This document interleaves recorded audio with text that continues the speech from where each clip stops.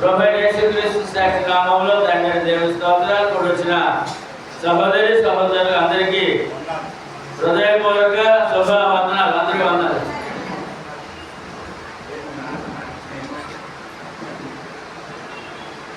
ఈవేళ మనం ధ్యానించే వాక్యము కళలు కట్టున్నారా, కళలు కంటున్నారా?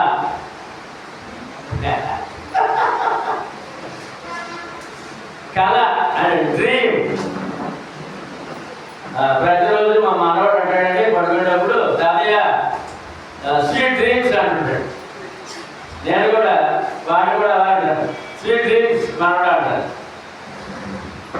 కళలు కంటున్నారా? కళల గురించి వేళ మనం ధ్యానిద్దాం. ఎవడే? ఎందుకంటే వేళ ఒక సందర్భం వచ్చిందండి. పగడాల ప్రవీణ్ గారైన ఒక సేవకుడు ఆయన చనిపోయాడండి.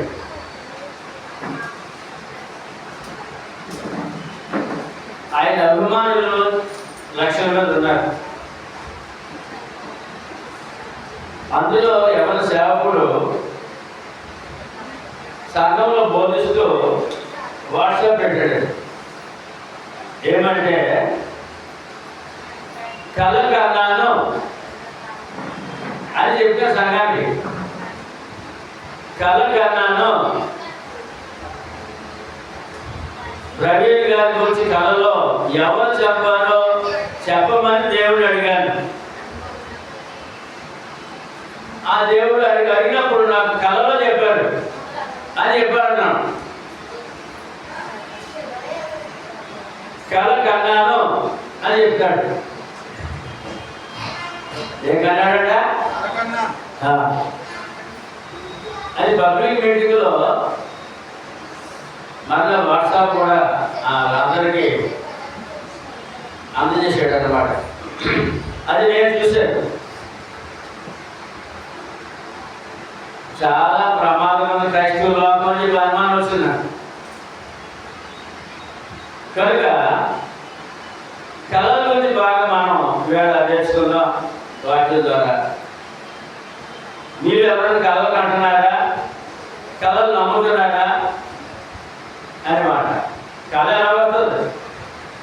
కళ ఎలా వస్తుంది అంటే పగటి పూట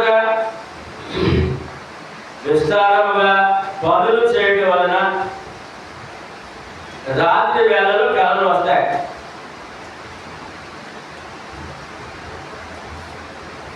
అదేంటంటే పగటి పూట విస్తారముగా భారమైన పనులు చేయడం ద్వారా ఆ పనిలో తృప్తి కలగనప్పుడు రాత్రి రిపీట్ అవుతాడు. అది రాత్రి వేళ కళలు వస్తాయి. అదే ఉండిపోతుంది మొదలు. ప్రసంగి 5వ అధ్యాయము నేను చెప్పలేదండి. ప్రసంగి 5వ అధ్యాయము 3వ వచనంలో విస్తారమైన పనిపాటుల వలన స్వప్నములు పుట్టిన. స్వప్నం అంటే కళ. ప్రసంగి జ్ఞాని అయిన సొలొమోను అంటాడు, విస్తారమైన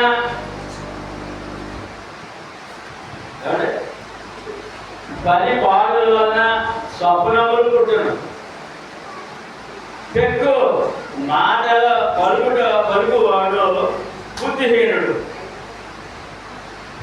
ఈ మాట తన పనులు ఉన్నాయి, విస్తారమైన పనులు మాటలు కూడా ఉన్నాయండి. మాటలు ఎలా వస్తాయి? హృదయం నిండి ఉన్న దాంట్లో నోరు మాట్లాడుతుంది. ఈ మాటల వల్ల కూడా ఎక్కువ మాట్లాడడం కూడా మంచి రిపీట్ అవుతుంది, కళ వస్తుంది అనమాట. పనుల వలన విస్తార మాటల వలన కళలు వస్తాయి.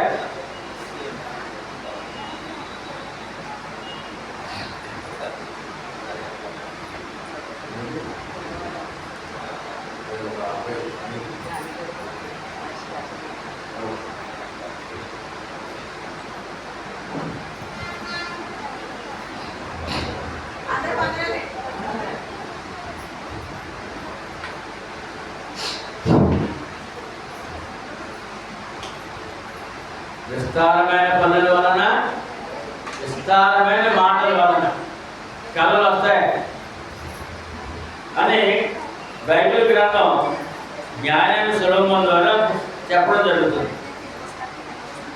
సామెతలు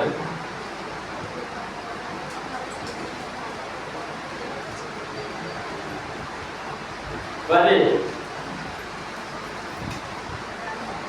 సామెతలు 10:19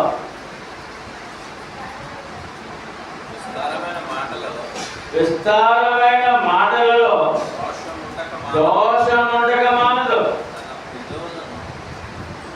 విస్తారమైన మాటలలో దోషముండక మానదు.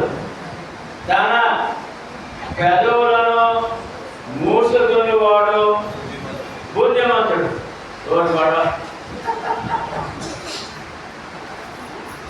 విస్తారమైన మాటలు అవి చెడు అన్నాడు.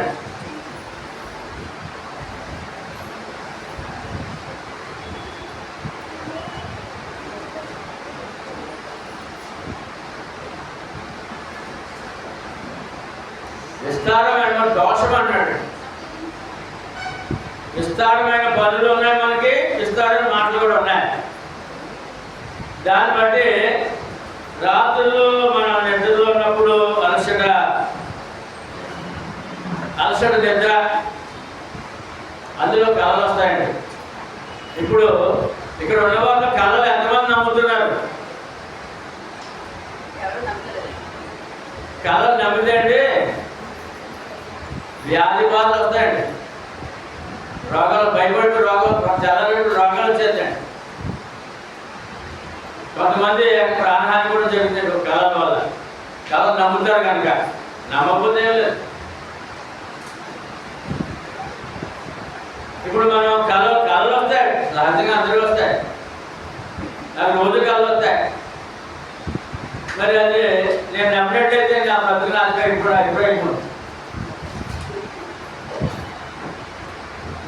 ఇవాళ మనం చాలా గొప్ప విషయాలు నేర్చుకోవాల్సిన అవసరం ఉంది.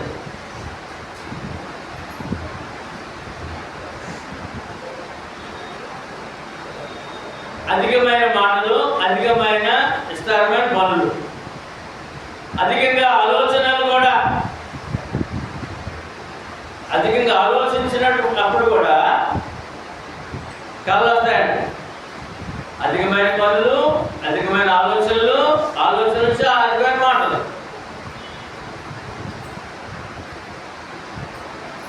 లేక అధిక చింత, ఎక్కువ చింత, సమస్య కొరకు, ఉన్న సమస్య కొరకు, కష్టం నష్టం కొరకు, లేక జరగబోయే కార్యక్రమం కొరకు ఎక్కువగా చింత కలిగి ఉంటే అప్పుడు కూడా కళలు ఎక్కువ వస్తాయండి. అధిక చింత వలన కూడా కళలు వస్తాయండి. తీరని సమస్యల వల్ల కళలు వస్తాయండి. తీరని సమస్యలు తీరగల పని ఎంత ప్రయత్నం చేస్తాం. సమస్యలు ఉన్నప్పుడు కళలు వస్తాయి. కళలో 2 రకాలు ఉన్నాయండి. మొదటిది నిద్రించేవాడు దైనందిన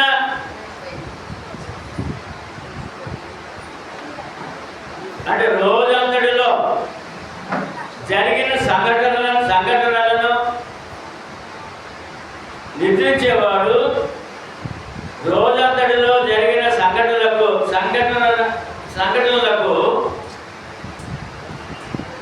సంబంధించిన దృశ్యాలను, రోజంతా జరిగిన సంఘటన, ఆ దృశ్యాలు ఉంటాయి కదా, పగలు జరిగిన కార్యములు వరుస క్రమంలో చూడడం జరుగుతుంది. కళ్ళకి తెల్లవారు ఉంటుందండి మనకి. ఎవరైనా తెల్లవారు కావాలన్నా మీకు కళ్ళకి తెల్లవారు ఉంటుందండి. లేదు చూస్తే ఏముండదు, తెల్లవారు కూడా కళ ఉంటుందండి. కొంతమంది వరుసగా వచ్చేస్తుండే, ఉదాహరణ తర్వాత కళ వచ్చేస్తుండే. కళలు నమ్మేవాడు ఉదయం లేచి కూర్చుని విశాలంగా ఉంటాడు, ఇంకా భయపడుతూ ఉంటాడు. అలాగే తన తన జీవితంలో ఏమేమి అనుకున్నాడో అవన్నీ వరుసగా చేద్దాడు రాత్రి అంతా కూడా. ఉదాహరణ చూద్దాం. ఒక రాజు చక్రవర్తి తన రాజు గురించి కొంత ఆలోచన చేసి పడుకున్నాడట. ఆదికాండము 40వ అధ్యాయం జరిగిన చరిత్ర చూద్దాం. 41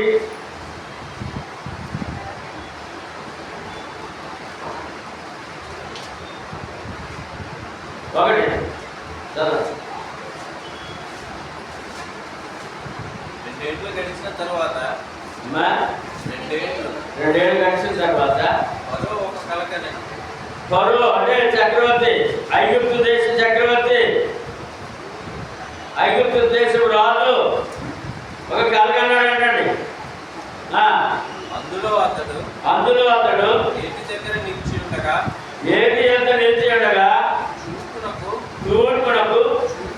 చూపునకు అందమైనవి బలిసినవైన 7 ఆవులు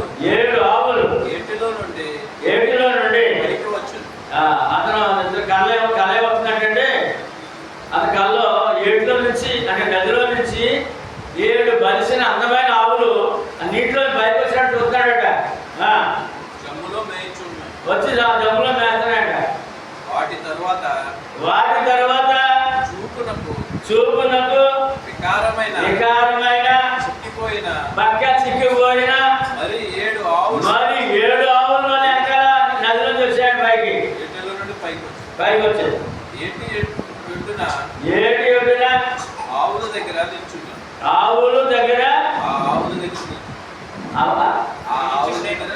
నిల్చున్నాడు. అప్పుడు చూపునకు వికారమైన చిక్కిపోయిన ఆ ఆవులు చూపునకు అందమైన బలిసిన ఆవులను తిరివేచుండను. కళ్ళంత అంత భయంకరంగా విచిత్రంగా ఉంటాడు. కళ్ళు ఆవును తినేటువంటి కళ్ళ రావడే బలిసాలు తినేస్తున్నాడు. అంతలో భయం చేసింది. ఈ కళ్ళ రాగానే భయం వేసుకోడంట. అతను నిద్రించి రెండవసారి నా నిద్ర చూసాడంట. ఏమి లేదంట. మళ్ళీ పడుకున్నాడు. ఇంకో కళ వచ్చింది. అందులో మంచి పుష్టి గల 7 వెన్నులు ఒక జట్టున పుట్టించుండను. అదే మన వరి వెన్నెలు. మరియు తూర్పు బలంగా 7 ఎన్నులు బలంగా ఒకదానికి ఇంకా ఏదో ఎంత దుబ్బులో వచ్చేస్తుందంట, అంత బలం వచ్చేస్తుందంట. మరియు తూర్పు గాలి చేత చెడిపోయిన 7 పేల వెన్నులు వాటి తర్వాత మొలిచాయి. అప్పుడు నిండైన పుష్టి గల ఆ 7 వెన్నులను ఆ పేల వెన్నులు మింగివేసాడు. అంతలో ఫరో మేలుకొని అవి కళని గ్రహించాడు. మళ్ళీ లేచాడు అంటాడు. లేచింది కళ అనుకున్నాడు. కళ వచ్చింది నాకు అనుకున్నాడు. తెల్లవారినప్పుడు అతని మనసు పాడేనో అక్కడ కళ వస్తే ఏమవుతుందంటే కళ మీద ఏమైపోయింది. రాజుగారే ఆ దేశపాల రాజుగారే కళలోకి వచ్చిందండి. ఏంటి కళ, దీనికి అర్థం ఏంటి అనేసి అతడు ఐగుప్తు సంపదగాండ్రందరినీ అక్కడి విద్వాంసులందరినీ విలువనంపి కాలం వచ్చింది. తెల్లవారు వేసాడు, కళ నమ్మాడు. ఏమైపోతుందో నా రాజు ఏమైపోతుందో, నేనేమైపోతాను, ఈ కళ ఏంటి చెప్పి కలవరంతో మరి లేచాడు, సభ ఏర్పాటు చేశాడు. అక్కడ మంత్రగారిని, జ్యోతిష్యుల్ని వీరందరినీ సమకూర్చాడు. ఫరో తన కలలను వివరించి వారికి చెప్పారట.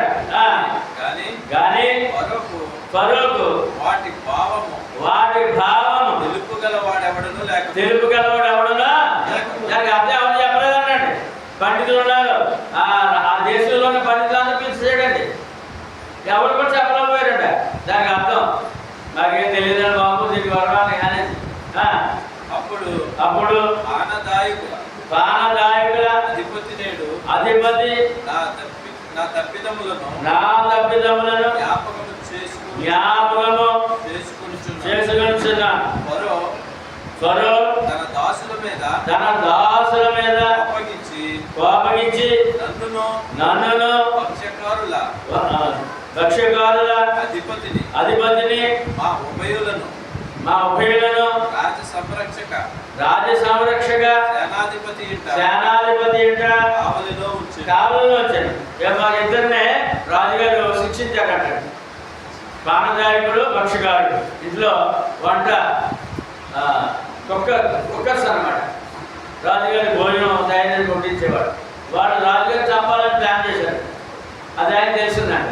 వాడు మందిని జైలు చేశారంట. ఇది రుజువు అయిన తర్వాత వీళ్ళు ఉరిశిక్ష చేద్దామని. అక్కడేమో యోసేపు గారు ఉన్నాడు ఆ జైల్లో. ఒక రాత్రి నేను అతడు మేమిద్దరము కలలు కంటివి. అక్కడ కూడా కలలు కన్నాడు అయ్యేలో. కష్టంలో ఉన్నవారు ఏమవుద్దా, ఉరిశిక్ష నాకు పడతా మేము క్షమించబడతామా అని ఎప్పుడు అలా ఆలోచిస్తున్నారంట. వారు కలలు వచ్చాయంట. ఒక్కొక్కడు వేరు భావములు గల కలలు చేరి ఒకటి కంటివి. ఒక్కొక్కడు వేరు భావములు గల కలలు చేరి ఒకటి కంటివి. కలలు వేరు కలలు కన్నా ఒకటి కంటివి. అక్కడ రాజ సంరక్షక సేనాధిపతి దాసుడై ఉండిన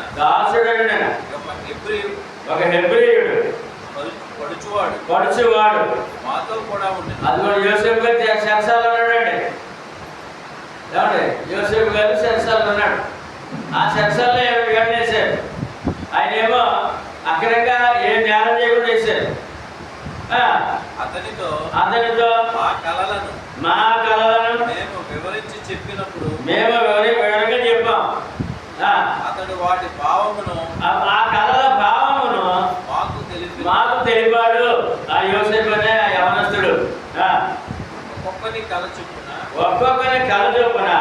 దాని భావమును దాని భావములు తెలిపాడు. అతడు మాకు ఏ భావములు తెలిపినో ఆయా భావముల చొప్పున జరిగిన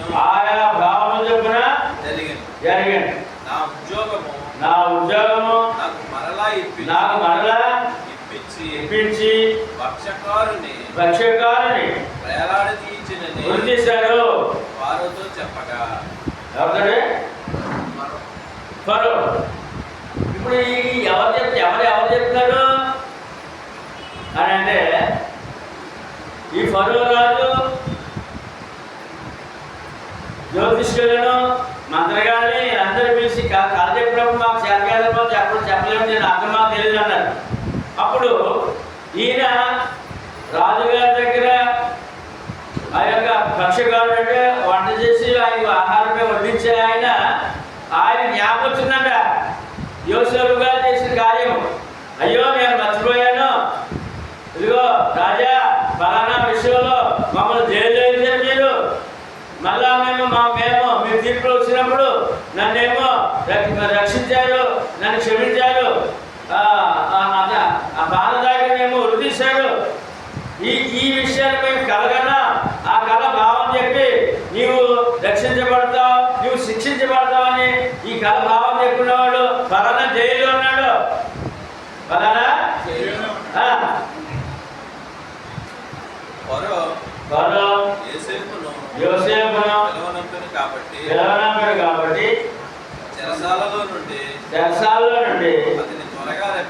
అతను త్వరగా ఎప్పుడైతే వార్త వచ్చిందో ఈ కళలో భావం చెప్పాడు సరసాల్లో ఉన్నాడండి అని చెప్పాడు కదా ఆయన సేవకుడు. వెంటనే ఆయన తప్పించారు బయటికి. అతడు క్షౌరము చేయించుకుని అతడు మరి సరసాలలో గడ్డ పెంచుకొని మా మట్టలు మార్చుకుంటారు కదా, అతను శుభ్రంగా తయారయ్యి మంచి బట్టలు కట్టుకుని ఫరో యొద్దకు వచ్చాయి. ఫరో యోసేపుతో నేను ఒక కలగంటిని, దాని భావమును తెలుపుగలవాడు ఎవడును లేరు. నీవు కళను విన్న ఎడల దాని భావమును తెలుపగలవని నిన్ను కూర్చి వింటినని అతనితో చెప్పాను. యోసేపు నా వలన కాదు, దేవుడే ఫరోకు క్షేమకరమైన ఉత్తరమించునని ఫరోతో చెప్పారు. అందుకు ఫరో కళలో నేను కాదు ఇప్పుడు పిలిచాడండి, రాజుగారి ఉన్నాడండి. అప్పుడు ఇగో కాలేదబ్బా, నువ్వు దీన్ని చెప్పగలవా, నువ్వు చెప్పగలవని చెప్పారు అంటే రాజా అది నాకు సాధ్యం కాదు, దేవుడే మీ కళకు క్షేమకరమైన సమాధానం ఇస్తాడని చెప్పి ఈయన మొదలెట్టాడు. రాజుగారు కూడా చెప్పాడు ఏం కావాల్సిందో. కళకి భావం చెప్పాడండి. కళ భావం ఏంటంటే ఏమండి, కళ భావం ఏంటంటే 7 సంవత్సరాలు మీ దేశంలో ఏమండి 100 రెట్లుగా పంట పండుతుంది. 100 రెట్లు, ఎకరం 100 బస్తాలు, ఎకరం 100 బస్తాలు. 7 సంవత్సరాలు కూడా గొప్ప పంట పండేస్తుంది. తర్వాత 7 సంవత్సరాలు కరువు వస్తుంది. తర్వాత 7 సంవత్సరాలు కరువు వస్తుంది. ఈ 7 సంవత్సరాల పంట సరిపోదు. ఈ కరువులో చాలా మంది దారిపోతారు, దేశం నాశనమైపోతే. అదే నీ కళ, ఈ కళకి అర్థం. అయితే ఏం చేయమంటావు? అప్పుడు ఏమన్నా ఉన్నప్పుడు వాళ్ళు తినేస్తారు కదా, మరి లేనప్పుడు మరి దేశం నాశనము అని చెప్పినప్పుడు మరి ఎలాగండి ఇప్పుడు అంటే ఏమంటే ఈ యొక్క పంట బాగా పండిన 7 సంవత్సరాలు కూడా ఆ పంటను నిల్వ చేసి కొట్లు కట్టి అందులో నిల్వంచాలి. కరువు 7 సంవత్సరాలు, ఈ 7 సంవత్సరాల పంట మీ ప్రజలకు, మీ యొక్క పశువులకు ఇదంతా కూడా ఆహారంగా సరిపోతే ఆ కరువు కాలంలో ఎవరు సరిపోరు, అందరూ క్షేమం ఉంటారు. ఇది మేము చేయాలి, ఇది మీరు చేయాలి అని చెప్పినప్పుడు అది అంత తెలియనాడు ఎవరు మాకు లేడు అని చెప్పి ఆ బాధ్యత నువ్వే తీసుకోమని యోసేపుగా అప్పగిస్తాడండి. ఆ కళ సంగతి అది. కళలు వస్తాయని ఈ రాజుగారు తన దేశంలో జరుగుతున్న కార్యక్రమాలు ఆలోచించి పడుకున్నాడు. ఆ ఆలోచించిన ప్రకారం వరుస క్రమాలు కళలు వచ్చేసాయి. ఆ కళల భావం చెప్పాడు ఒక ఆయన ఉన్నప్పుడు ఆ కళల ప్రకారం వారు సిద్ధపడ్డారు. యోసేపు రాజుగా అధికారిగా వచ్చి ఆ దేశం మీద ఆ కళను బట్టి వచ్చే నష్టం, ఆ లాభాన్ని మరి నష్టానికి సరిపోల్చుకుని జాగ్రత్తగా ఉండాలని వారు ఒక నిర్ణయం తీసుకున్నట్టుగా మనం ఇక్కడ చూస్తున్నాం. కళ చూసాం, కళ భావం చూసాం, దానికి జాగ్రత్త పట్టడం కూడా చూసాం. ఆదికాండం 37 వచ్చాయి.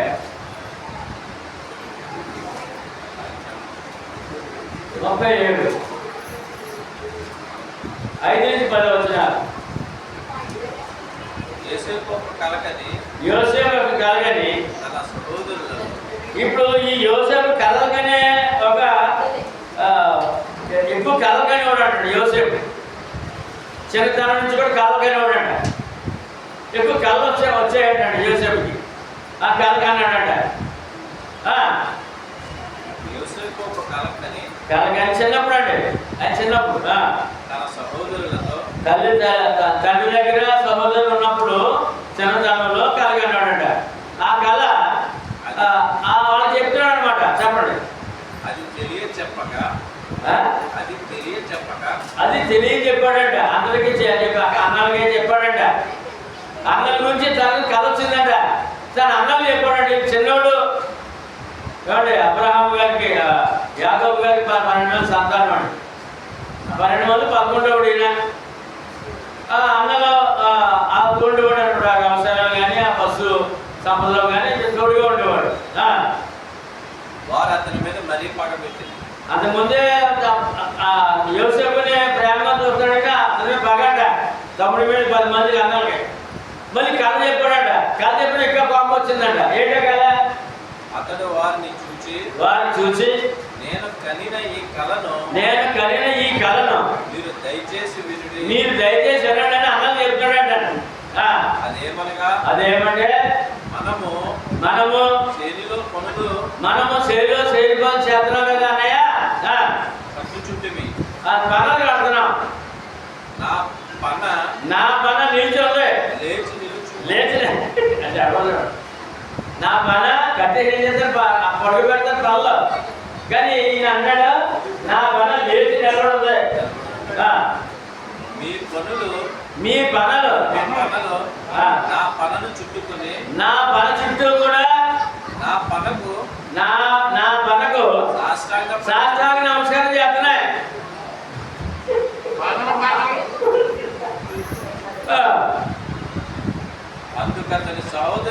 అందుకని సహోదరులు నీవు నిశ్చయముగా మమ్మును ఏదవా కలేంటవా రాజువా మేమేమో దాసులుగా నీకు నమస్కారం చేస్తామా ఏంటో కలేంటవా అని చెప్పి తమ్ముడిని గద్దించారు. తర్వాత పండించాడు. మా మీద నువ్వు అధికారి అవుతావా? మా మీద మీరు అధికారి అవుతావా? నువ్వు నీకు మొక్కలా మేము సరే. చిన్నవాడు ఇద్దరు కోపడిపోతారు అన్నలు కదా. అసలు పడతారు అంటే తండ్రి బాగా ప్రేమిస్తున్నాడు చిన్నోడు కదా అని వీళ్ళకి వచ్చాక మళ్ళీ కథ వచ్చి శాస్త్రం పడ్డాలని చెప్తున్నాడు. మాకు ఏలికి పడ్డా నువ్వు మనం పరిపాలిస్తావా అది ఏంటి ఈ కళ అని మళ్ళా కోపం వచ్చినాడు అని అతనితో చెప్పి అతని కళలను బట్టి అతని మాటలను బట్టి అతని మీద మరింత పగబట్టింది. పగ ఎక్కువైపోతుందంట. అతని ఇంకొక కలకని మరి తన సహోదరులతో తెలియజేసి ఇదిగో నేను మళ్ళీ కలగన్నాడట. మళ్ళీ అన్నలు చెప్తాడట. అనే వాళ్ళు కలిసిద్దరా మాకు నాకు అన్నాడట. ఏంటది? ఇదిగో నేను మరి ఒక కలకంటిని కన్నాను. అందులో సూర్యచంద్రులు 11 నక్షత్రములు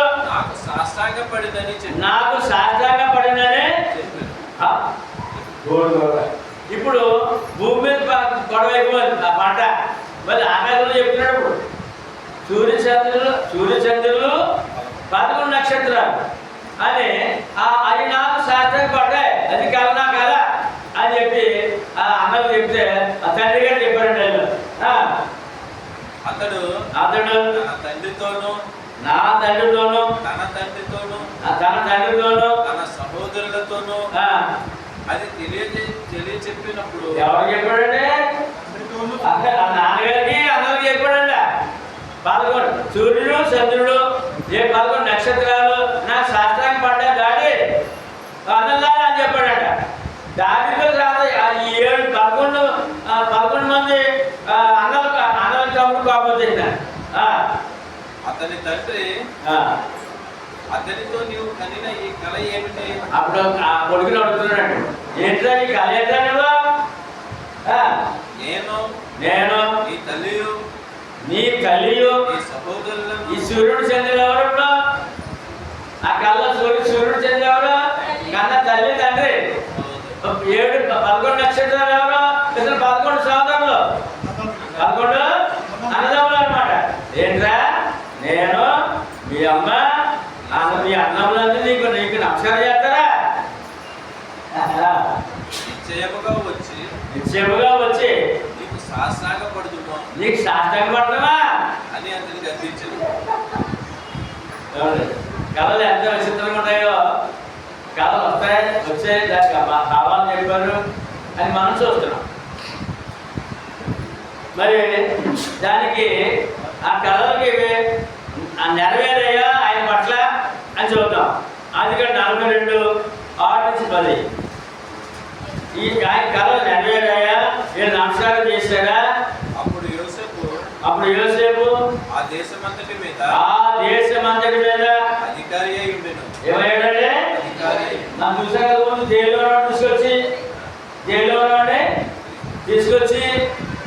ఏమంటే ఈ 14 సంవత్సరాల్లో ఈ దేశం ఎలా కాపాడాలో మాకు తెలియదు, నువ్వే చేయమని ఆ రాజుగారు చేశాడండి. ఆ దేశం రాజు యోసేపుని ఆ తర్వాత రాజుగా చేశాడండి. దేశం అంత అధికారం ఏందాక అతడే దేశ ప్రజలందరికీ ధాన్యము చేయువాడు.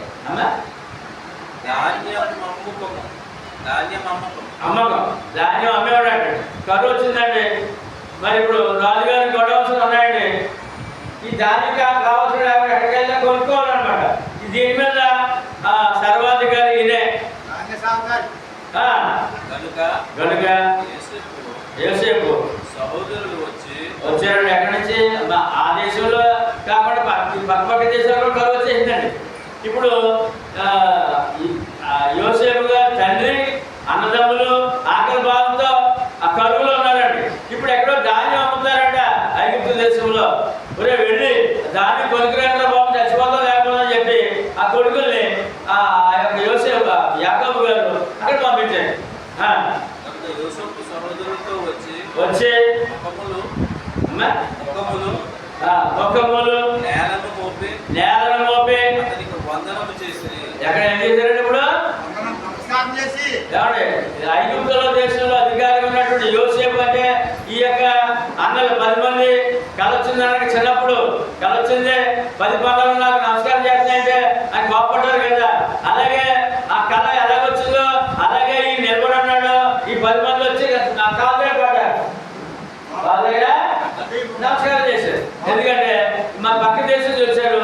వచ్చి అధికారి ఆయన దగ్గర ఆయన అమ్ముతాడు. ఆయన కలవాలంటే ఆహారం కావాలంటే ఆయన ప్రసన్నం చేసుకోవాలి.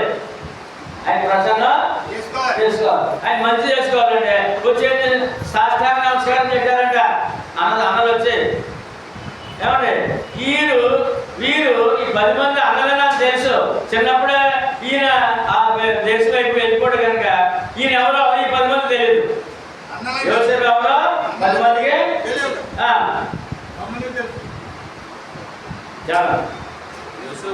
యోసేపు తన సహోదరులను చూసి వారిని గుర్తుపట్టి వారికి అన్యుని వలె కనబడి వారితో కఠినముగా మాట్లాడి మీరు ఎక్కడ వచ్చారు అని అడిగారు. అందుకు వారు ఆహారం కొరటకు కానాను దేశము నుండి వచ్చింది మనది. యోసేపు తన సహోదరులను గుర్తుపట్టను కానీ అది యోసేపుని తమ్ముడిని గుర్తుపట్టలేదు కానీ తమ్ముడు అన్నలు 10 మందిని గుర్తుపట్టాడు. ఇప్పుడు కాలమైంది నెరవేరుదా? యోసేపు 10 వరకు తన సహోదరులను గుర్తుపట్టాడు కానీ వారందరూ గుర్తుపట్టాడు. యోసేపు వారిని గూర్చి తాను కనిన కళలు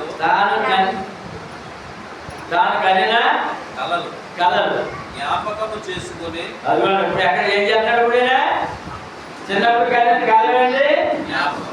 నెరవేరుంది ఇక్కడ కదా. జ్ఞాపకం చేసుకో. మీరు వెగులువారు 10 వరకు చదవా చదవండి. మీరు వెగులువారు ఈ దేశము గుర్తు తెలుసు. మీరు అక్కడ కొంచెం భయపడుతున్నాడు. మీరు వేగులవారు, మీరు ఈ దేశాన్ని వేగు చూడడానికి వచ్చారు అంటే సీఎంకి వచ్చారు. మీరు దాని కొనలు రాదని భయపడతాడు. వారు లేదు ప్రభువా, లేదు ప్రభువా. ఎవరు ఏమన్నారంటే ప్రభువా, లేదు ప్రభువా, నీ దాసులమైన మేము ఆహారం కొనుటకే వచ్చిందండి.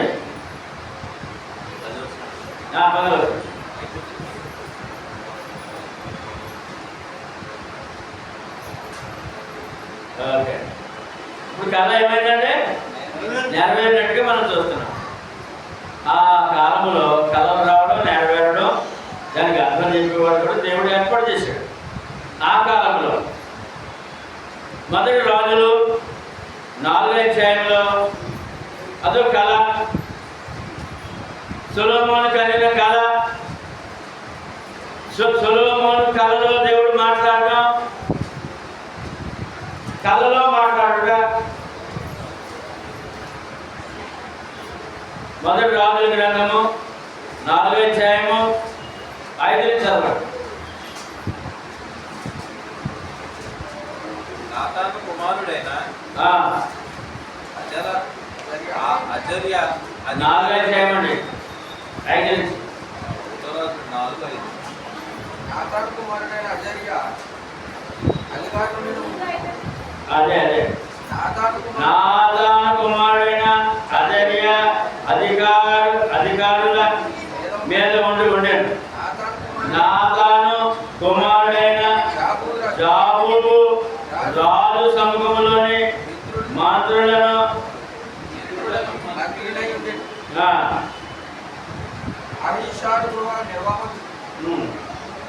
కుమారుడైన అదోనిరామ ఇంటి పని విషయంలో అధికారి.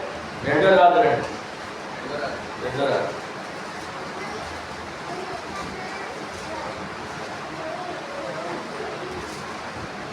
4:5. ఆమె అతని ఎదురుడి పోయి తానును కుమారులను లోపల నుండి తలుపులు మూసి కుమారుడు తెచ్చిన పాత్రలో మొదటి రాజులు చూసారా? ముందు ఏమంటే 3 4 రాస్తున్నాడు 3:5.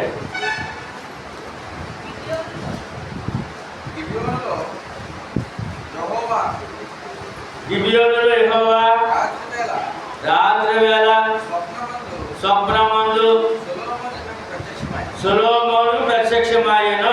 ఇదిగోండి, దేవుడు స్వప్నంలో కనపడతాడట. దేవుడు స్వప్నంలో కనపడతాడు సొలొమోనుకి.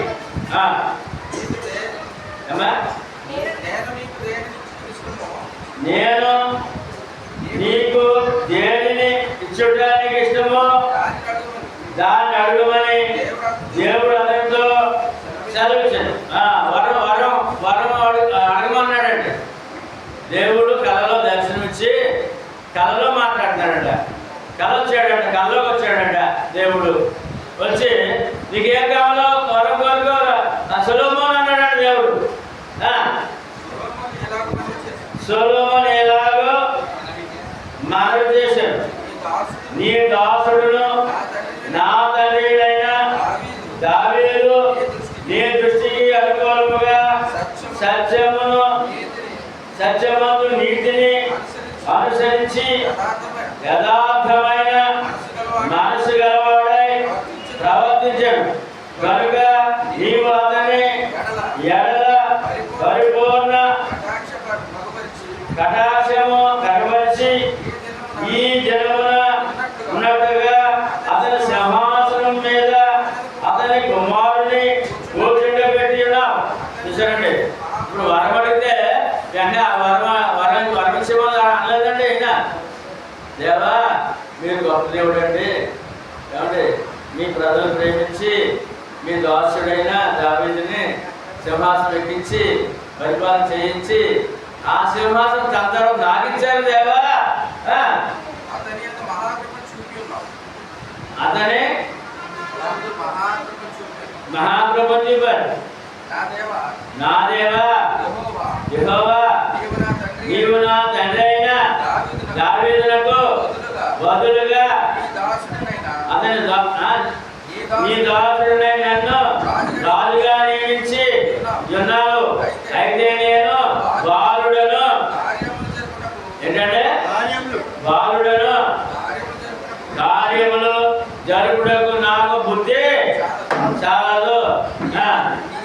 దాసుడైన నేను నీ దాసుడైన నేను నీవు కోరుకున్న జనములో ఉన్నాను.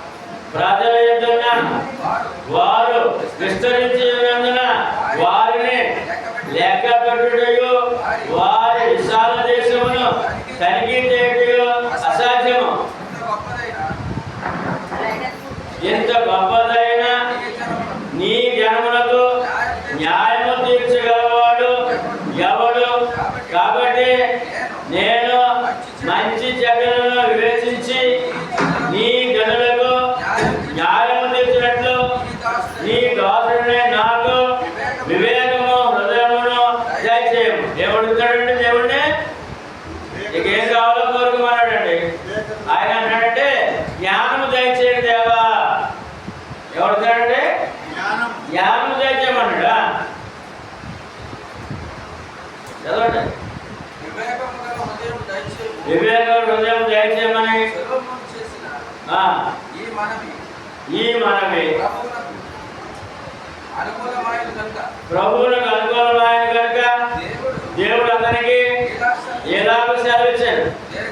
దీర్ఘాయువునైనను ఐశ్వర్యమునైనను నీ సత్తుల ప్రాణమునైనను అడుగక న్యాయములను గ్రహించుటకు వివేకము అనుగ్రహించమని నీవు అడిగితివి. నీవు ఇలాగున అడిగినందున నీ మనవి ఆలకించుచున్నాను. బుద్ధి వివేకములు గల హృదయమును నీకిచ్చి ఉన్నాను.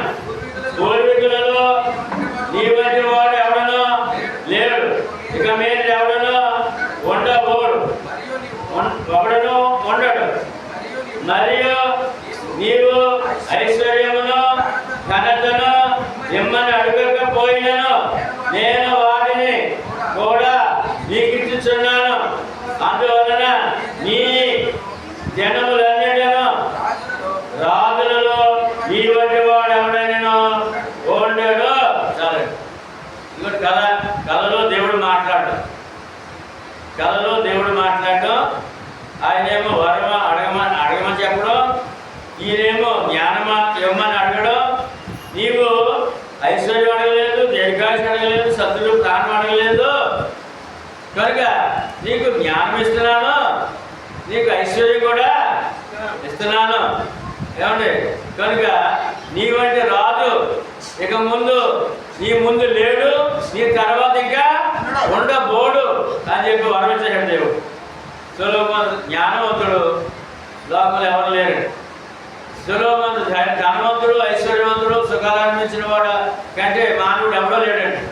ఆ విధమైన దీవెన దేవుడు కలలో కనబడి జరిగిన కార్యం చూస్తున్నాం. పాత నిబంధన చరిత్ర ప్రకారము ఏమండి చాలా వరకు మీకు అర్థమై ఉంటుంది. కళలో కళ భావము, దేవుడు కళలో మాట్లాడటము, కళలో రావడము ఇవన్నీ కనపడుతుంది.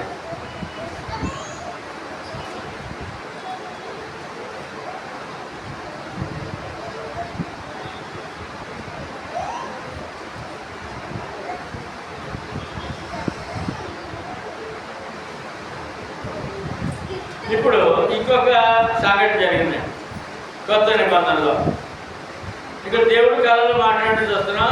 దేవదూత కళలో మాట్లాడతాడండి యోసేపుతో, మరియ భర్త యోసేపుతో. మత్తయి సువార్త 1:20. మత్తయి సువార్త 1:20. మరియ భర్త యోసేపుతో కళలో దేవదూత మాట్లాడుతున్నాడు. అమ్మా అతడు ఈ సంగతుల గురించి ఆలోచించుకొనుచుండగా ఇదిగో ప్రభు దూత స్వప్నమందు అతని ప్రత్యక్షమై దావీదు కుమారుడైన యోసేపు నీ భార్య అయిన మరియను చేర్చుకొనుటకు భయపడకము. ఆమె గర్భము ధరించినది పరిశుద్ధాత్మ వలన కలిగినది. ఆమె కుమారుడు. ఇక్కడ యోసేపు మరియమ్మలు ప్రధానం జరిగింది. ప్రధానం జరిగిన తర్వాత పెళ్ళి ప్రధాన మధ్యలో మరియమ్మ గర్భవతం తెలిసిందండి యోసేపు గారికి. మరియమ్మ గర్భవతం తెలిసిందండి యోసేపు గారికి. అప్పుడు ఆయన చాలా మంచివాడట యోసేపు గారు, చాలా ఉత్తముడట. కనుక ప్రధానం అయిన తర్వాత పెళ్ళి అవ్వకుండా ఆమె గర్భవతి అయినప్పుడు చాలా అల్లరి చేయాలండి పెళ్ళి కొడుకు, ఆ ఇంటి వారు చాలా అల్లరి చేయాలి. కానీ మౌనముగా ఆ మరియమ్మని ఏమనకుండా, కుటుంబాన్ని ఏమనకుండా తనలో తాను ఊహించుకొని ఆలోచించుకొని ఆమె చాలా ఉత్తమురాలు. ఈ కార్యక్రమంలో తెలియదు కానీ ఎవరికి తెలియకుండా ఈ సంబంధాన్ని వదులుకుంటే బాగుంటుందని చెప్పి ఈ వివాహం చేసుకోకుండా మరియమ్మ గారిని వదిలేద్దాం అని చెప్పి తనలో తాను అనుకున్న ఒక చోట కూర్చొని అనుకున్నాడట. ఒక చోట కూర్చొని అనుకున్నాడట. అప్పుడు దేవదూత కళలో మాట్లాడుతున్నాడు. ముందు దేవుడు కళలో మాట్లాడే చూసాం మనం. ఇప్పుడు దేవదూత కళలో మాట్లాడుతున్నాడు. ఏమని? యోసేపు, దావీదు కుమారుడు యోసేపు, మరియను అనుమానిస్తున్నావా? మరియను అనుమానించుకో. ఆమె గర్భము ధరించినది, పరిశుద్ధాత్మ వలన కలిగినది. ఆమెను చేర్చుకో. ఆమె ఒక కుమారుడు కంటది. ఆయనకు యేసుని పేరు పెడతారు. తన ప్రజలను వారి పాపం నుండి ఆయనే రక్షకుడు పడుతున్నాడు. అయ్యా ఎవరు పడుతున్నాడే? రక్షకుడు పడుతున్నాడు. కనుక అని చెప్పి దేవదూత తనను బలపరిచినట్టుగా, కళలో బలపరిచినట్టుగా మనం ఇక్కడ చూస్తున్నాం. ముందు దేవుడి కాలంలో మాట్లాడడం, తర్వాత దేవదూత కాలంలో మాట్లాడడం మనం చూస్తున్నాం. తర్వాత అప్పటి కాలంలో కళలకు ప్రవక్తల పనికి దగ్గర సంబంధం ఉందని ఇశ్రాయేలు నమ్మకం. కళలకు దర్శనాలకు, కళలకు దేవుని దర్శనాలకు దగ్గర సంబంధం ఉందని ఇశ్రాయేలు నమ్మేవారు. దేవుడు కళలో మాట్లాడేవాడు, కళల ద్వారా దేవుడు పనిచేయించేవాడు. తర్వాత దర్శనాలు ఇచ్చి దేవుడు పనిచేయించేవాడు, దర్శనాల ద్వారా దేవుడు మాట్లాడేవాడు అని రెండు విషయాలు కూడా కళలు నమ్మేవారు, దర్శనాలు నమ్మేవారు దేవుని ప్రజలు ఇశ్రాయేలీయులు. అప్పుడు జరుగుతున్న కార్యక్రమం అది. ద్వితీయోపదేశకాండము 13వ అధ్యాయము 1 నుంచి 3 వచనాలు.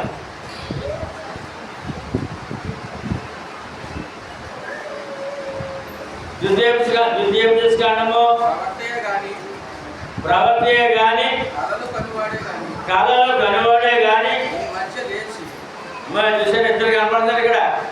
కళలు కనువాడు ఆ రోజులు ఉన్నాడు, దర్శనాలు చెప్పేవాడు ఉన్నాడు. కళలు కనువాడే గాని కళలు కనువాడే గాని తర్వాత ప్రవక్తయే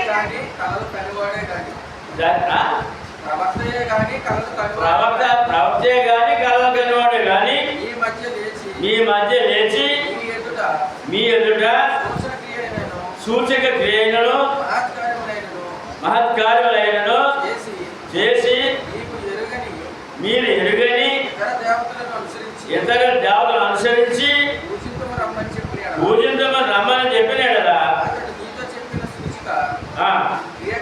క్రియలను మాట్లాడట ఆ ప్రవక్తల మాటలు, కళలు, కనువారి మాటలను వినకూడదు. చాలండి. చూసారా, ఇక్కడ కళలు ప్రవచనాలు కూడా అప్పుడు రోజులు ఉన్నాయి. కళల ద్వారా దేవుడు కార్యాలు చేయించేవాడు, దర్శనాల ద్వారా దేవుడు కార్యాలు చేయించేవాడు. కనుక ఆ నమ్మకాన్ని బట్టి అబద్ధ బోధకులు వచ్చారటండి. ఎవరు వచ్చారు? అబద్ధ బోధకులు వచ్చారట. కనుక ఈ ద్వితీయోపదేశకాండంలో కళలు కనేవారు, అబద్ధ బోధ చేసే ప్రవక్తనే వచ్చేవారు ఉన్నారు. వారు వచ్చి విగ్రహ పూజ చేయమంటారు. మీరు కళలు కనేవాడు మాట కానీ అబద్ధ ప్రవక్త మాట కానీ మీరు వినవద్దు. మీరు చెప్పేసి ఎక్కడి నుంచి వచ్చింది ఇక్కడ? కళలు దర్శనాల ద్వారా దేవుని కార్యాలు జరుగుతున్నాయని తెలిసిన అబద్ధ బోధకులు వచ్చేసారు. అబద్ధ కళలు అబద్ధ బోధ చెప్పే బోధకులు వచ్చారు. విగ్రహాలు పూజ చేయమని చెప్తున్నారు. మీరు ఆ కళలు నమ్మొద్దని దేవుడు చెప్పడం జరిగింది. ఈ యొక్క అబద్ధ బోధకుడు యొక్క ఆలోచన ఏంటి అంటే తన సొంత అంతరంగంలో నుండి పుట్టిన కళల్ని దేవుని నుండి వచ్చిన వర్తమానంగా ప్రకటించే అబద్ధ ప్రవక్తలను ఇర్మియా ప్రవక్త ఖండించాడు. చూసారా? ఆ ప్రవక్తల కాలంలో కళలు కాని వారి కాలంలో అబద్ధ కళలు కాని వారు ఉన్నాడట. అంటే కళ రాకుండానే కళ వచ్చిందని చెప్పడం, దేవుడు నా కళలో ఇలా చెప్పాడని చెప్పడం, దర్శనం రాకుండానే దర్శనం వచ్చిందని చెప్పడం అని అటువంటి అబద్ధ కళలు కనేవారు అబద్ధ బోధకులు ఉన్నారని ఇర్మియా ప్రవక్త, నిజమైన ప్రవక్త, ఆయన ఖండించినట్టుగా కూడా మనం ఇప్పుడు చూస్తున్నాం. ఇర్మియా గ్రంథము 23వ అధ్యాయము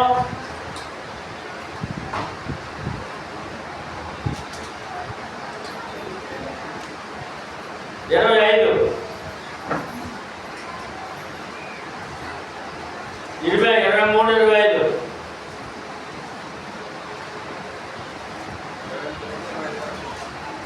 23వ అధ్యాయం 25 వచ్చిన చూడండి. కలగంటిని నేను చాలా చెప్పానండి. ప్రవక్త అన్నారంట, అబద్ధ ప్రవక్తలు ప్రజల్లోకి వచ్చి కలగంటిని ఒకసారి రాగండి. ఇప్పుడు ఈ కళ అనే మాట ఏమన్నా కళలు కంటున్నామా, కళ నమ్మొచ్చా అని ప్రశ్నకి ఎందుకు వచ్చింది ఇవాళ ఈ పాఠం అని అంటే, ఒక సేవకుడు ప్రభు సేవ చేస్తాను భక్తుడు పాస్టర్ గారు కళ కన్నానని వచ్చాడు. ఏంటంటే కళ కన్నానని వచ్చాడు. ఇప్పుడు అటువంటి వారు ప్రవక్తలు కూడా ఉన్నారంటండి. కళగంటిని చదవండి. కళగంటిని అని చెప్పుచు నా నామమును అబద్ధములు ప్రకటించు ప్రవక్తలు పలికిన మాట నేను విని ఉన్నాను. దేవుడు అన్నాడండి ప్రవక్తతో, కలగంటిని వచ్చేసి నేను చెప్పని మాట్లాడుకొచ్చేసారు అబద్ధ ప్రవక్తలు అన్నాడు దేవుడు. ఇక నెప్పటి వరకు ఎలాగ జరుగు చూడండి. ఎంతవరకు ఇలాగ అబద్ధాలు ఆడుతుంటారో అన్నాడు దేవుడు. తమ హృదయ కాపట్యమును బట్టి కపట బోధకులు తమ హృదయ కాపట్యం బట్టి అబద్ధమును ప్రకటిస్తున్నారు. ప్రవక్తలు దీనిని ఆలోచింపరా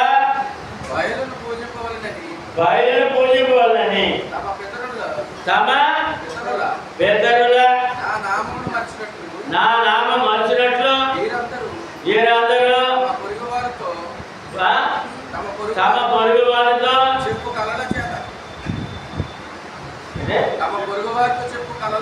కళల చేత ఏం చేద్దాంటే ఎలా మోసం చేస్తానంట? పొరుగు వారంటే ఆ దేశంలో ఉన్నటువంటి దేవుని భక్తులైన ప్రజలతో కళల ద్వారా అబద్ధం ఆడతారంట. కళల ద్వారా ఇప్పుడు లోకంలో విగ్రహారాధన ఎలా ఉంది తెలుసండి? కళలు వచ్చాయి. ఏమొచ్చాయి? కళలు వచ్చాయి. మాకు ఇక్కడ చిన్న దగ్గర మా చిన్నప్పుడు స్వాదుగా ఉండేవాడు. గడ్డ పెంచుకుని అడ్రస్ చేసుకుని ఆ జనాల్లో తిరుగుతుండేవాడు. అతడు అతను ఎవరు పట్టించుకోవట్లేదు. అటు ఒక ఆలోచన చేశాడు. నీకు నా దగ్గర తెలుసు. ఆలోచన చేశాడు. ఏంటి ఆలోచన అంటే, ఇక్కడ అమ్మవారు వెలుస్తారు నాకు కల వచ్చింది, కనకదుర్గ అమ్మవారు వెలుస్తారు కల వచ్చింది అని చెప్పి ఒక అర్ధరాత్రి బొమ్మలోటి పెట్టి ఆ కాలం పక్కనే తడిసిన దాంట్లో కిందేమో శనగలు మూటెట్టి, ఏమూట శనగల మూట ఎట్టి తెల్లవారినప్పుడు ఆ బొమ్మ పైకి వచ్చేది ఏర్పాటు చేయండి అనమాట. ఆ శనగలు ఉబ్బుతాయి కదండి, శనగల మూట కిందెట్టి దాని మీద బొమ్మ పెట్టి మట్టి కప్పెట్టాడు. ఈ రాత్రి కల వచ్చింది, అమ్మాయి ఇక్కడ నిలుస్తా అన్నాడని చెప్పి ప్రజల్లో పెద్ద మూడు పనకం చెప్పేటప్పటికి ఆ ప్రకారము ప్రజలు చేరిపోయారు. తీరా అక్కడికి వెళ్ళి చూశారు, శనగల మూట కనపడలేదు కానీ ఓకే బొమ్మ ఈ సాగు పెట్టిన బొమ్మ లేచింది. వెంటనే అమ్మోరు అని చెప్పేసి అక్కడ అప్పుడే చిన్న బొమ్మ వేసారు, ఫోటో పెట్టేశారు, చిన్న బంతులు వేసేసారు. ఆరాధన ప్రారంభమైంది. అమ్మ ఆరాధన ప్రారంభమైంది. మీకు కళ్ళారు చూసి సీనండి. తర్వాత అక్కడ ఆదాయం బాగా వచ్చేస్తుంటే వీడు అందరూ ఎక్కువైపోయిందండి. వీడు తాగుబోతు కూడా తాగేసి నాకు అందరూ ప్రజలకి ఈ బొమ్మ, ఈ విగ్రహము, ఇదంతా మోసం తెలిసిపోయిందండి. వాళ్ళు చేసి అక్రమాలు తెలిసిపోయింది. వీడు మంత్రాలు వేస్తున్నాడని చెప్పి ఆ ప్రజలంతా కలిసి అమలాపురం ప్రజలు అది పొడిలేదు కొట్టేశారు. కనుక లోకంలో ఈ యొక్క గుడి గోపురాలన్నీ కూడా ఇలా అబద్ధ కళలతో వచ్చాయండి. ఆదిలో కూడా కళల ద్వారా దేవుని కార్యాలు చేస్తానికి వచ్చేవారంట. కలకంటిని ఏంటంటే చదవండి అక్కడ పూజ చేయండి. తమ పొరుగు వారితో చెప్పు కలల చేత కళల చేత నా జనులు నా నామమును మరచినట్లు చేయవలనని యోచించుచున్నారా?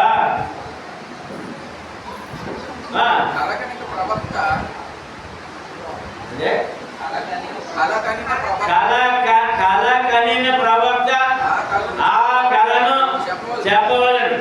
నా వాక్కు ఎవరి కొండును వాడు సత్యమును బట్టి నా మాట చెప్పవలను. ధాన్యముతో చెత్తకు ఏమి సంబంధము?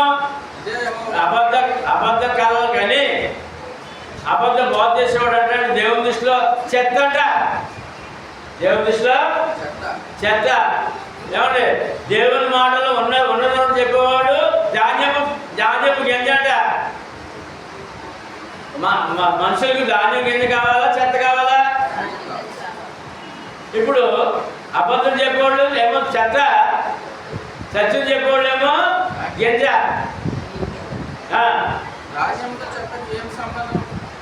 ఏంటంటే ధాన్యములకు చెత్తకు ఏమి సంబంధము? ఇదే వాకు నా మాట అగ్ని వంటిది కాదా, బండను బద్దలు చేయు. శుద్ధి వంటిది కాదా? దేవుని మాట ఎటువంటిదండి? శుద్ధి వంటిది, బండ వంటిది. నా బండ వంటిది కాదా, శుద్ధి వంటిది కాదా? కాబట్టి తమ శతవాణి ఎదురుండి నా మాటలు దొంగిలించు ప్రవక్తలను నేను విరోధిని. ఇదే యెహోవాకు. ఏమంటే ఈ కళలు ఎక్కడి నుంచి వచ్చాయండి? అబద్ధ కళలు. అంతకుముందు దేవుడు కళల ద్వారా కార్యాలు చేశాడు కనుక అది చూసి కాపీ కొట్టారంట. చూసి కాపీ కొట్టారు. ఏమండి, ఈవేళ పరిశుద్ధ గ్రంథం బైబిల్కి అన్ని చూసి కాపీలే. ఏంటంటే చూసి కాపీ, అన్ని గ్రంథాలు చూసి కాపీ. ఇప్పుడు ప్రవక్తల ద్వారా, కళల ద్వారా దర్శనాలు మాట్లాడుతుందని తెలిసి ఈ దొంగ కళలు కలిగేవారు, దొంగ దర్శనాలు కలిగేవారు వచ్చారంట. అలాగే ఇప్పుడు పరిశుద్ధ గ్రంథానికి చూసి కాపీలు చాలా వచ్చేసింది లోకంలో. ఒరిజినల్ గ్రంథం బైబిల్, ఒరిజినల్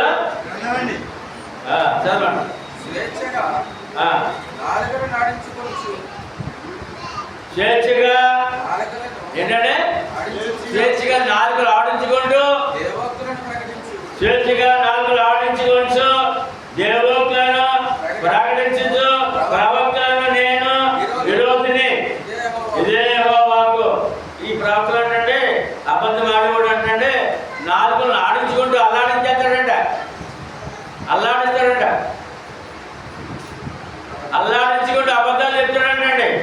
అప్పుడు పాత నిబంధన కాలంలో కూడా వీళ్ళు ఉన్నారు అని చెప్పినందుకు ఎవరిని మాదిరి చూసుకున్నారు వీళ్ళు?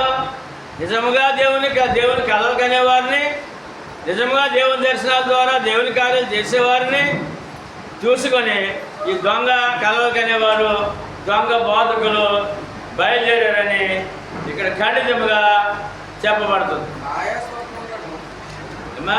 చాలా మాయా స్వప్నములను ఈ మాయా స్వప్నం అంటాడు. వాళ్ళు ఏం చేస్తారు? మాయా కలలు, ప్రకటించి వాటిని చెప్పుచు.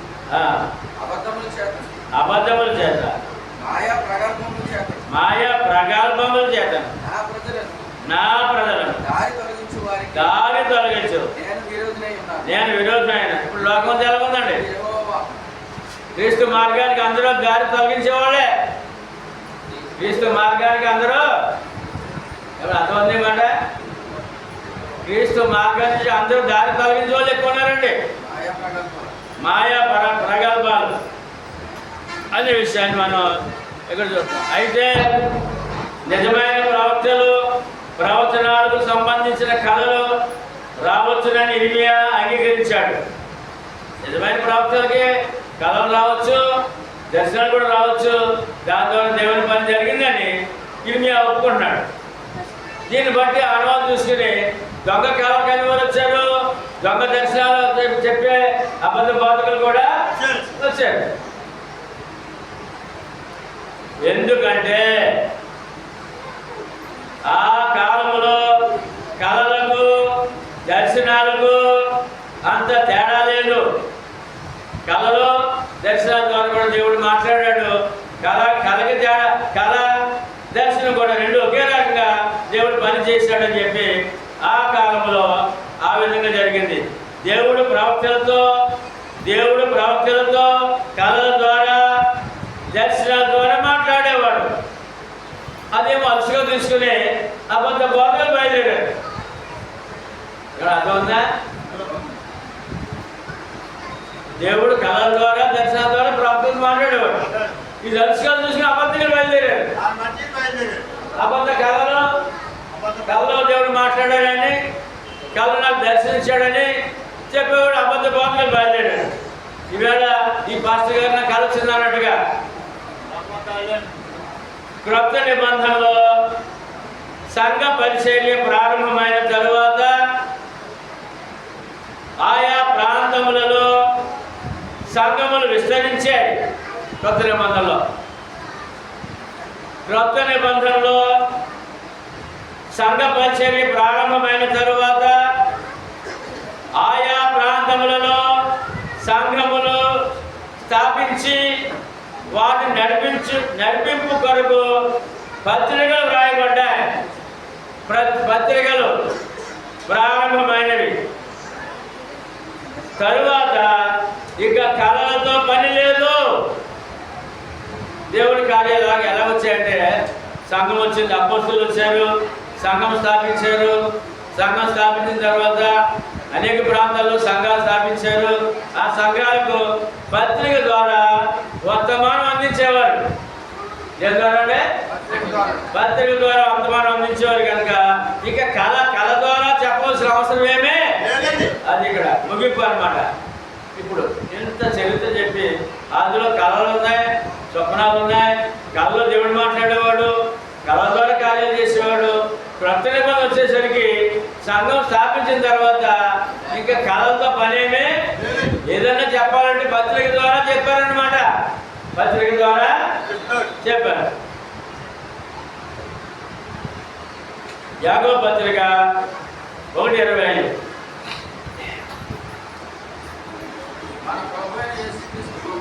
మన ప్రభు అయిన యేసుక్రీస్తు కృప మీ ఆత్మకు మీ ఆత్మకు తోడేండును గాక. 25 1:25 1:25 యాకోబు 1:25. అయితే స్వాతంత్రమునిచ్చు సంపూర్ణ నియమములు దేని చూచి నిలకడగా ఉండేవాడెవడు వాడు విని మర్చివాడు కాక క్రియచేవాడు క్రియలో ధన్యుడగును.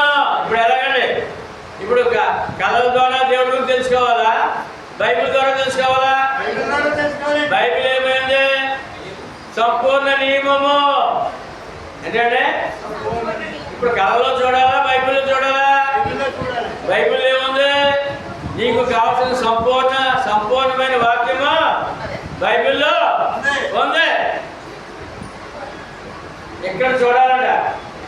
సంపూర్ణ నియమములో తేరు చూచి నిలకడగా ఉండాలంట.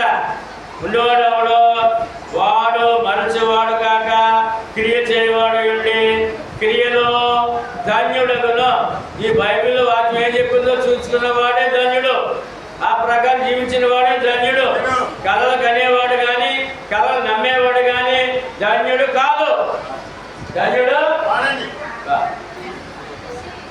యోధా పత్రిక 8వ వచనం. యోధా పత్రిక 8వ వచనం.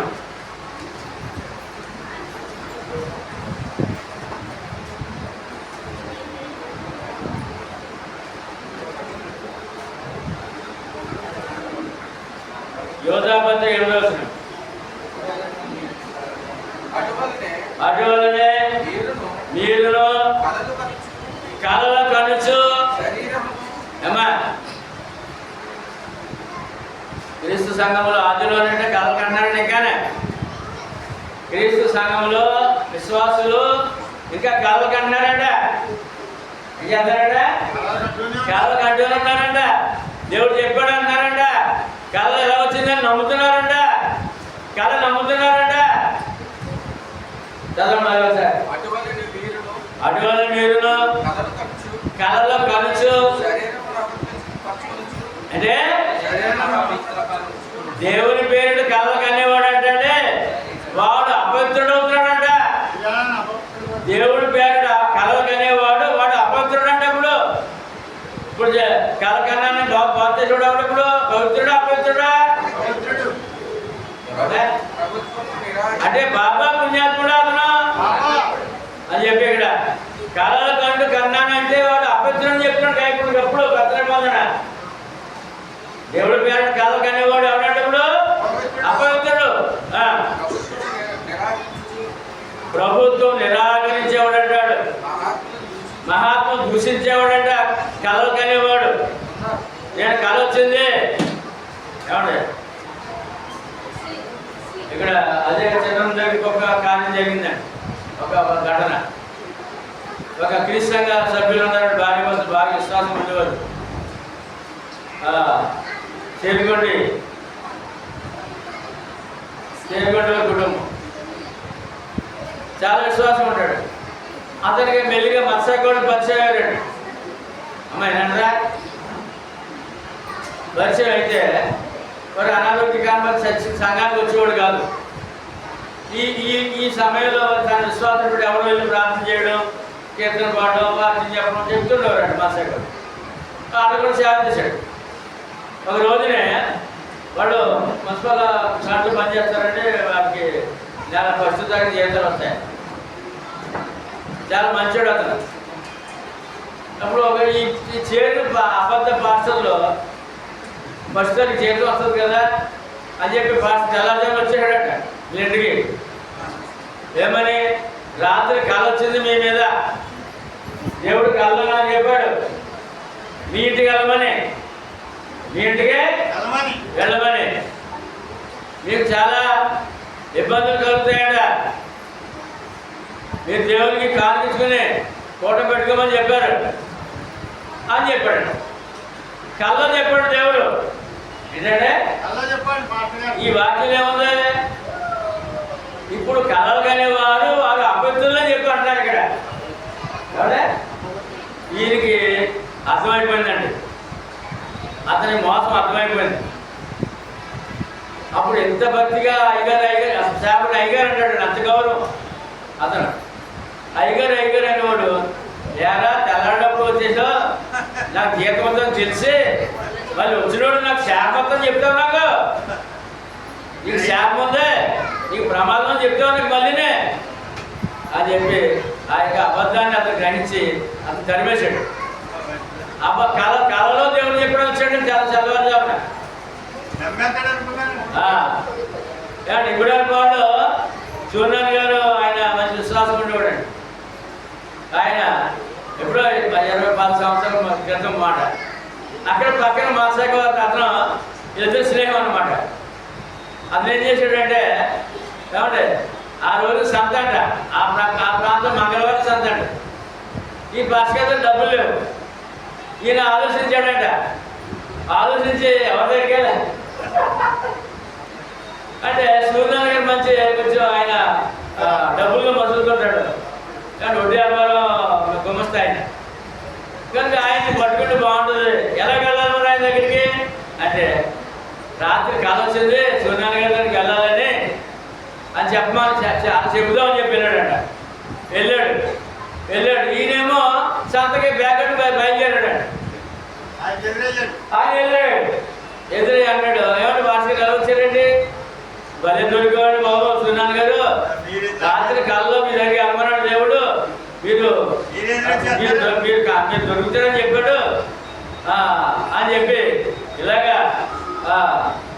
పరిస్థితి ఎలా ఉంది మరి ఏంటంటే మన సూర్యనారాయణ గారి దగ్గర కళ్ళెళ్ళి ఆయన్ని సంత కార్యక్రమం ఆయన చూస్తాడు అని చెప్పాడంట.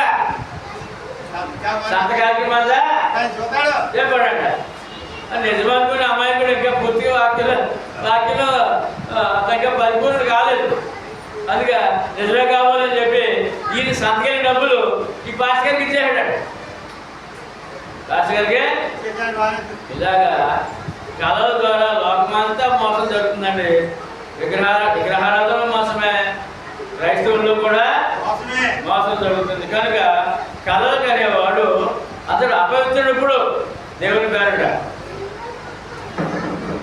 ఇప్పుడు మరి 2వ పేతురు 2:10 ఏం చెప్తున్నారంటే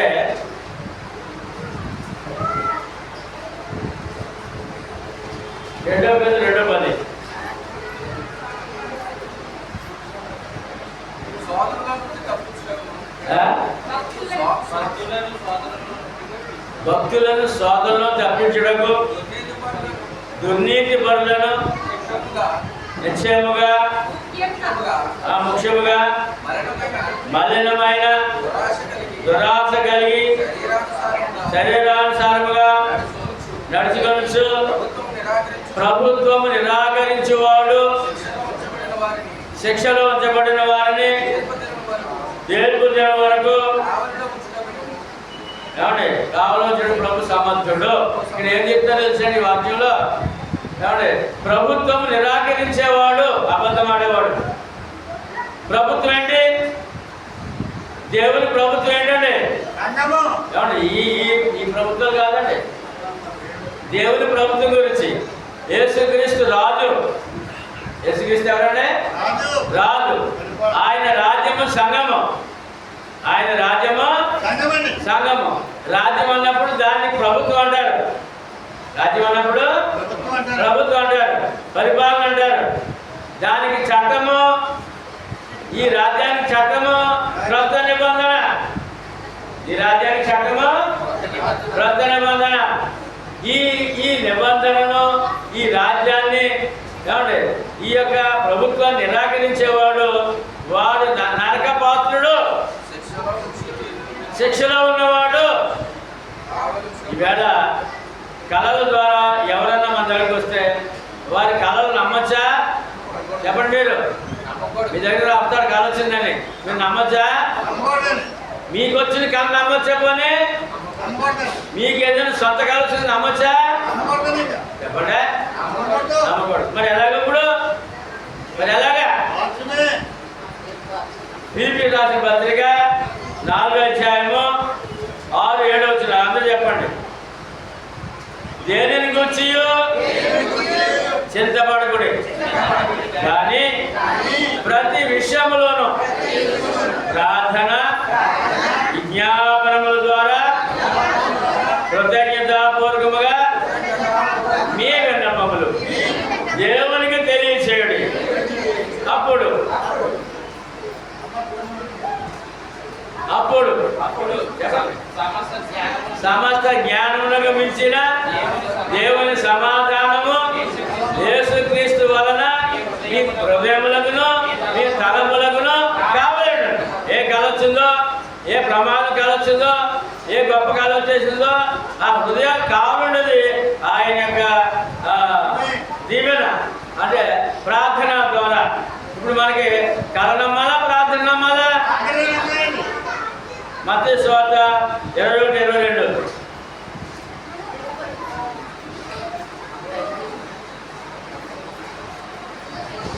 మత్తయి సువార్త 21:22.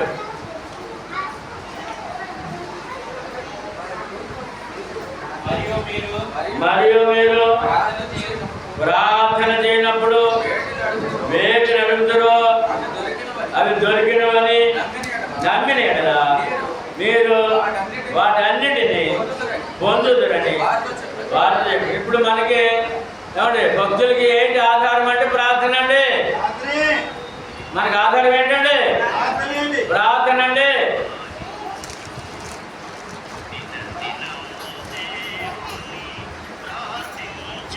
ప్రతి విషయం ఏం చేయాలండి?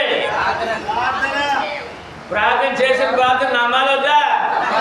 కళలు నమ్మాలా, ప్రార్థన నమ్మాలా?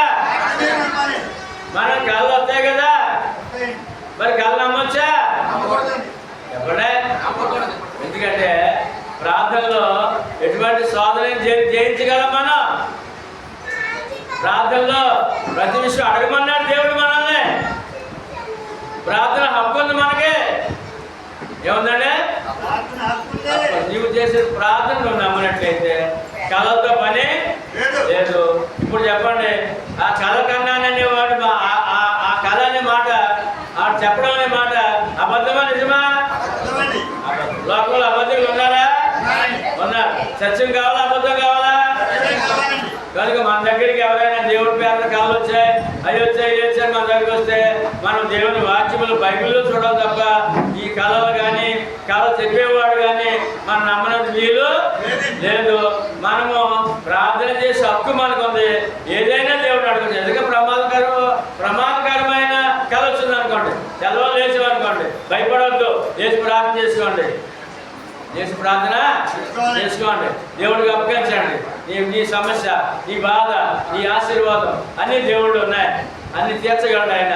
కనుక ప్రార్థన చేసి ప్రార్థన నమ్మాలి. ప్రార్థన చేసి ప్రార్థన నమ్మాలి. ఏం చేద్దాం ఇప్పుడు మనం? కళ నమ్ముదామా, ప్రార్థన నమ్ముదామా? మీ అందరికీ వందనాలు.